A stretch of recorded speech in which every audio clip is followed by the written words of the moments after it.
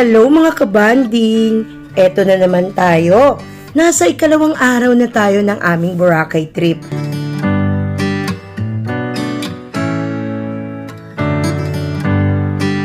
At ngayong ikalawang araw naman namin ay mag-island hopping kami. So, lika na! Sama na kayo!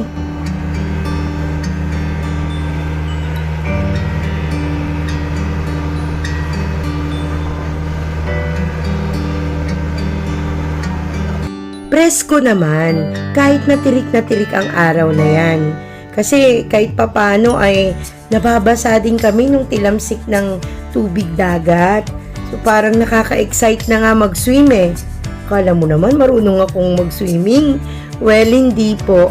Pero na-excite ako para sa aking mag-aama. Sa boat na ito, 30 katao ang kaya. Nung mga panahon na yan, 30 kami dyan. At yung kasama namin actually, halos isang grupo lang sila. Siguro nakadagdag lang yung ilang mga turista, foreigner. Kami, pamilya namin. But the rest, parang 20 sila, 22 na iisang pamilya. Naku, mukhang may exciting silang gagawin. Mamaya malalaman nyo. So ito na yung unang adventure. Nag-snorkeling yung aking mag-aama dito. Okay, ganito po yun. 900 lang per person itong aming island hopping na ito. Pero may additional 100 sa kung sinong mga sasama nga doon sa snorkeling. And yung mag-aama ko yun. Ayan, nakakatuwa si Manong doon nagtitinda ng buko. And ayan, nag-stop din naman yung boat. Medyo malakas-lakas din yung alon nun, kaya sabi ng mga anak ko, hindi sila makalalim pa ng kaunti.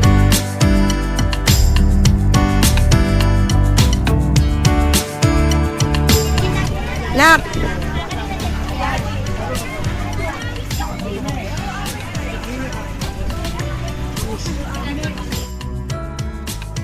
Ayan, so tuloy na naman tayo sa ating biyahe. Tapos na yung kanilang pag-snorkel na yon. May pupuntahan tayo at sabi doon na raw tayo kakain for our lunch. Tayo papunta? Reboot Picnican. Doon kami kakain. Maganda naman pala. Ayan. With Yolo Pascual or ano? Sino ka ba, Papa? Rodrigo Duterte. Ayan.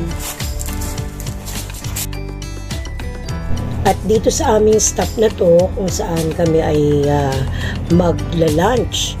Meron kasi ditong pa buffet na lunch. Kasama din yon sa aming binayaran sa island hopping.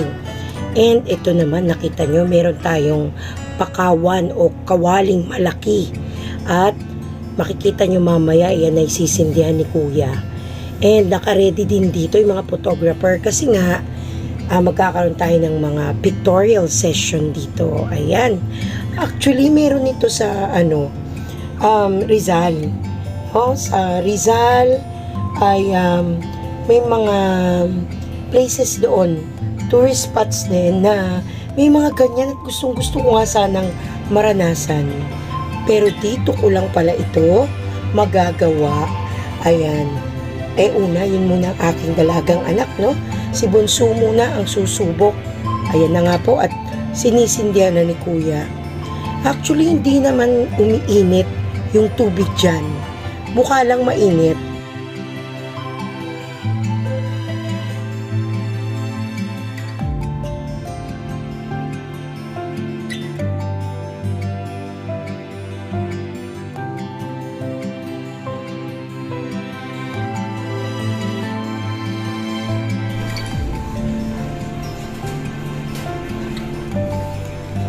Hello family. Jody. Ito po ang aming mga tinanghalian itong sa aming second day sa Boracay. Ayan. Yan ang mga choices, no? Una namin kinuha. Pero ako hindi na ako bumalik, okay na ako. Nakita nyo naman kung gaano kapuno yung aking plato. Maganda yung lugar, malinis, maayos, at napakaaliwalas kasi malaki. Ayun, dun sa bandang yun yung kawa, no? Yung kawali, kung saan maganda at natapos, actually kami ang naunang sumalang dyan. Ayan po. Meron din sila mga binibenta na mga souvenirs, yun, bracelets, ganyan.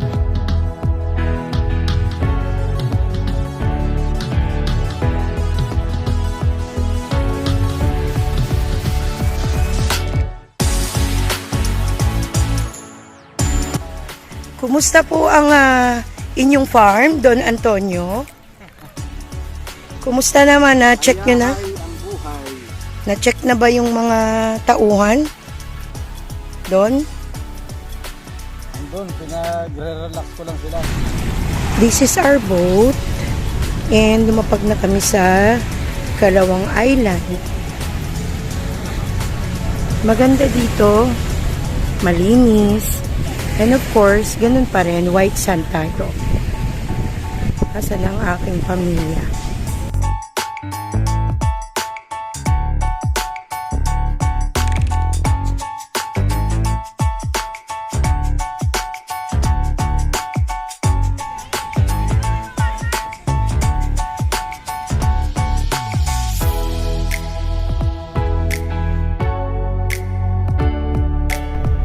Ang ating namang third stop ay ang Crystal Cove. So, pumasok kami dito. May bayad din po ito.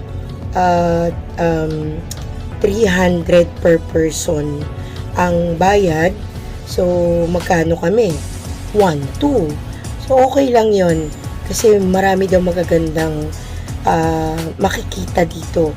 Lalo na syempre yung baybaying dagat. Ayan po. Maraming mga anong tawag dito? Structure din silang itinayo. Isa pang magandang attraction dito ay yung cave na may tubig. At pupuntahan natin yun mamaya.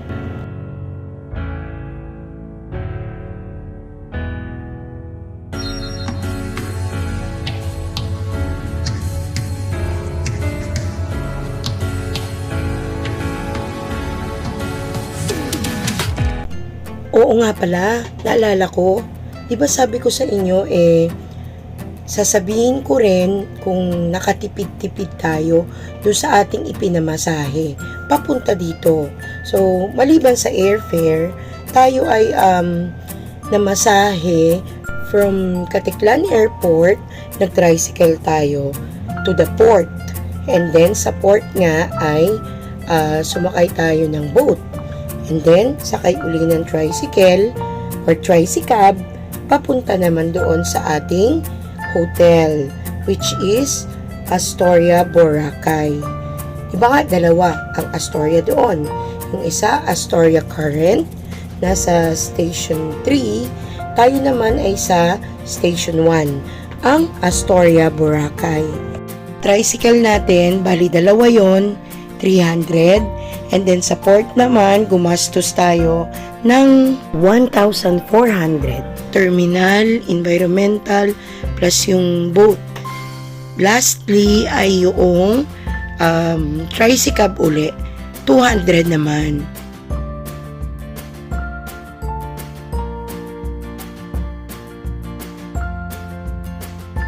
At yun yung pinakatipid na pamasahe. Kasi kung yung ino-offer sa amin ng Astoria na per person ay 1,000 mula airport hanggang hotel, aba 4,000 yon. Or yung ino-offer naman sa amin sa port na, bali sa port, nakapag tricycle na tayo, sa port hanggang sa hotel, aba 550 daw per person, edi 2,002.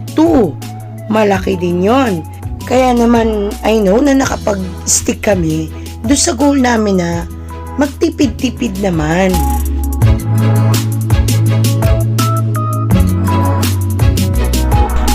Itong mga anak ko, nakapag-island hopping na sila.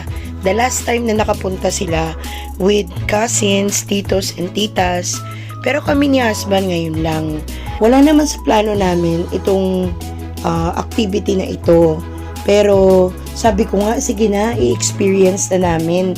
Para sa susunod na pagbalik, iba na naman na activity ang pwede naming i-explore. Eto na, no? At papunta na naman tayo sa isa pang island.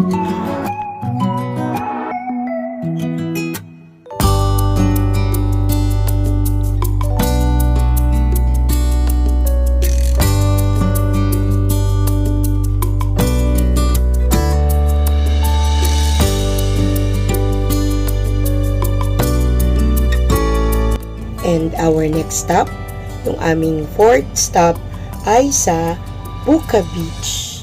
Ayun, nakikita nyo ba kung ano yung maraming tao na kanina nagpupulong-pulong doon? Well, yun ang sagot doon sa sinabi ko kanina na mayroon palang gagawin itong pamilyang ito. Ayan, halos isang pamilya lang sila dyan.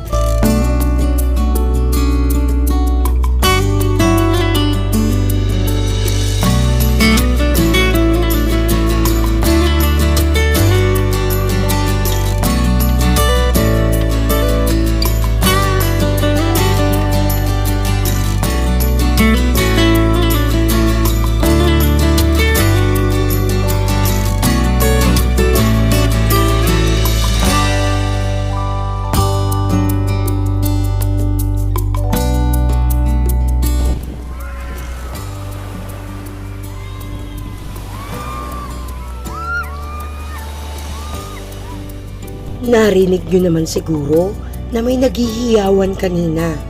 At yun pala ay mayroong nag-propose. Yun pala ang dahilan kung bakit buong pamilya silang bumiyahe dito sa Boracay. Yun nga ang kanilang special na gagawin. Siyempre, nakaka-touch din kasi yung girl talagang naiyak siya sa ginawang pa-surprise ng kanyang fiancé.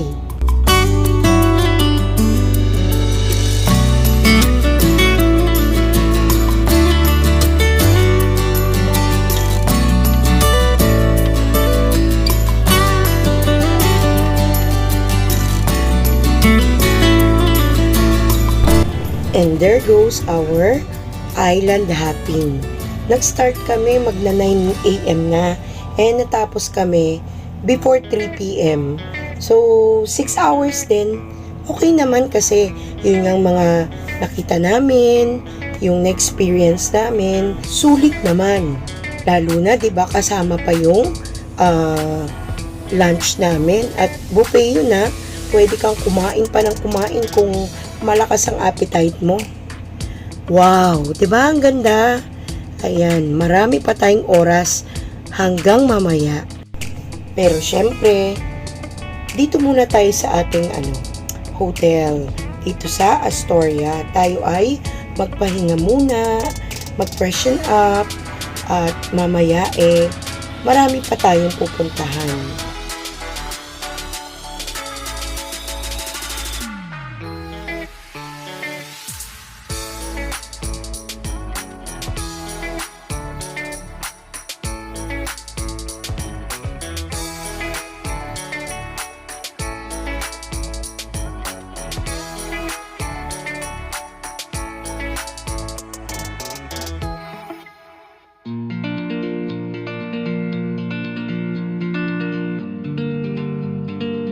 May pa-welcome treat pa nga pala na snack sa amin etong hotel. And ngayon lang namin in-avail kasi kahapon wala pa sa mood. Kumbaga, mas gusto naming lumabas agad. At ayun na nga, 'di ba, inuna namin yung tusok-tusok, no? At dito naman ngayon, ang sarap ng kanilang bibingka na 'yan. At itong pa-lemonade nila na pandan, ang sarap sa totoo lang.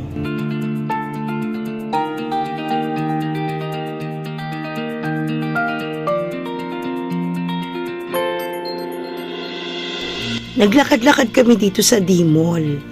Napakaraming mga shops, stores, marami ring mga pagkain dito, makakainan. So ayun, scout kami ng another place kung saan syempre yung makakamura na naman tayo para kumain. Magpapagutom muna kami. Mag-iikot-ikot muna kami at maghahanap-hanap ng pwedeng maipasalubong kasi napakaraming mga souvenir store dito. Unang-una na nga, inahanap ako ng pasalubong yung dalawa kong pamangkin, si Breen at saka si Dritch. Naging ugali ko na rin kasi na kahit saan ako makapunta, bibilan ko ng t-shirt. Etong si Dritch, hanggang sa dumating nga si Breen. Alam nyo, napakahirap maghanap ng pasalubong. Kasi naman, tatapatin ko na kayo. Siyempre, budgeted eh. Ang hirap humanap nung swak sa budget na alam nating magagamit, no? At siyempre naman, yung alam natin na matutuwa yung ating papasalubungan. Kaya, nag-start kami kagabi, tumingin-tingin, and then ngayon, pero hindi pa kami nakakapag-decide kung ano nga yung pwedeng pasalubong. Pero merong request sa amin, si Ate Adi, yung nasa Canada, kung ano yung pasalubong na gusto niya. So, hanap kami dito sa Island Souvenirs.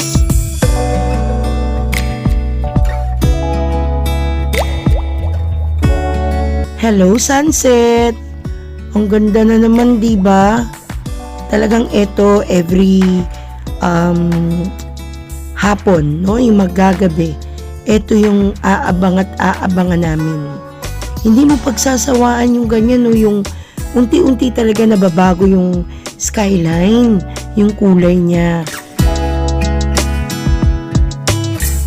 O siya, hanggang dito na lang muli tayo. Iiwan ko sa inyo yung ganito kagandang view. Pero babalik ako kasi nakakadalawang araw pa lang tayo eh. Bye for now. But see you again on our next video.